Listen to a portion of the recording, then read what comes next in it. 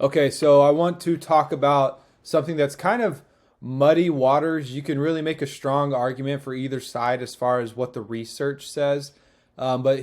Sometimes clinical experience trumps what the research says. And so I'll tell you what I've seen clinically, and maybe other doctors have the same story. Maybe they have a different story. This is what I've seen from my experience. Do I fast? Do I eat large meals? Do I eat small meals? Do I graze throughout the day? What's the best way? So, if you're in a crisis, a severe crisis, especially of insulin resistance, if you've measured it and you know, or your A1C is in trouble, or you're plaquing in your arteries, or your triglycerides are through the roof, your blood pressure's through the roof, if you've got a big time crisis going on, or you need to lose 100 pounds, or honestly 50, 60 pounds, if it's a significant chunk you need to lose, fasting is fantastic. There's almost no wrong way to do it, but what works best for a crisis is this whole intermittent fasting idea. At least that's what I've seen in both the research and in clinical experience. And when I say intermittent fasting, I mean every day you fast for a period of 12 to 16 or 18 hours. And you can eat the same amount of food that you would normally eat, but you want to eat it in a shorter eating window. Now, here's the theory behind this. This is the whole keto idea, and you hear keto and intermittent fasting together. Although you've got to go a little bit further. You can do dirty keto. You've got to clean it up when it comes to the quality. So quality matters more than keto. But when it comes to fasting, the idea is at 12 hours without food. And if you're going to do a 12-hour fast or 16-hour fast, usually it's easier to go from last bite of dinner to first bite of breakfast. So if you stop eating at 7 p.m., don't eat again until 7 a.m. If you avoid that late night pantry run, then basically you wake up, you eat breakfast, and if it's been 12 hours, at 12 hours you've used all the sugar in your bloodstream. All of your glucose is now out, which is good for insulin and keeping insulin down and keeping insulin resistance down. When you get to 15 hours, here's what happens is, so you get to 12 and your body says, hey, there's no sugar in the blood. We need sugar to run. That's our primary fuel source. I've got some sugar in the liver. It's called glycogen, but I'm going to send a signal to break down glycogen. And now I can get the blood sugar back in the bloodstream. Or I guess I can get the sugar back in the bloodstream, and then we can get the sugar to the cells. So at 15 hours, you have now used up 15 hours without eating. You've now used up all of the stored glucose in your bloodstream as well. So now there's none left in the liver, and now there's no glucose anywhere in the body at 15 hours of no food. At 16 hours, you start running on ketones.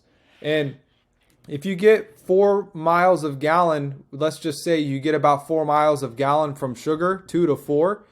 If you use the miles per gallon for fats for fuel give you 32 to 36 miles a gallon instead of 2 to 4. And so fats are these giant molecules with a whole bunch of bonds. And as you break a bond, you release energy. So you can just start breaking these. And that's what ketosis is running on fats for fuel instead of sugars for fuel. So if you're in a crisis and we've got cancer going on, we've got heart disease going on, we've got diabetes going on, we've got to lose a lot of weight, whatever it is, sometimes even autoimmunity, although that is a separate issue. I'm not going to address autoimmunity. You need to work with your primary care doc on that one. But for some of these other ones, fasting and intermittent fasting is excellent. Otherwise, if it's just maintenance or you've got mild to moderate issues, typically small meals will work better, but you want to intermittent fast for about that 12-hour window. It's good for all of us, no matter what the severity is, what the challenge is 12 hours without food each day, especially as you sleep. If you can do it from dinner to breakfast, you'll sleep and use your energy to rest and recharge and refuel and restore rather than digestion. And it takes a lot of horsepower to digest foods. So that's always a good idea. If you're in a crisis, hit that 16 to 18 hours of no food. So basically you don't eat from dinner all the way till breakfast. And then for everybody as well, one 24-hour fast a week is a great idea. I like to do it on Mondays. I'm at work, we're busy, I'm distracted, so I'm not thinking about I'm hungry all the time. I'm not walking by the pantry 20 times a day trying to fight the temptation. But one, I do it for spiritual reasons, for family and for health and things like that. But A 24-hour fast. Do it from dinner on Sunday night. So have a big dinner Sunday, and then don't eat again until dinner on Monday night. So you skip breakfast and lunch on Monday, and then you can eat dinner again, and that'll get you a 24-hour fast. One 24-hour fast a week is good for all of us.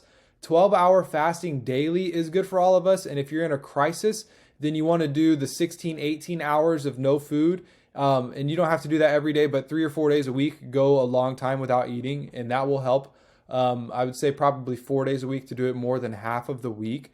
But you can have 3 days and you can rotate them, or you can do 4 days in a row and then 3 days where you don't. There's no right or wrong way necessarily. So we can talk about this if we're working one-on-one, but there's a lot to say about fasting. That's kind of my general rule of thumb. Longer windows of no eating, the more severe something is. And then for good general maintenance, just the daily fasting of 12 hours with one day a week or one day every other week where you do a 24-hour fast. And then you just kind of eat more smaller meals in between. So I hope that helps clarify. Fasting is, there's a, it's kind of like an endless rabbit hole, like with weight loss. You can hear 100 different opinions from 100 different people that did it 100 different ways. This has been what my clinical experience is. So that's where I'm speaking from, not from necessarily documented research. All right. See you at the next one.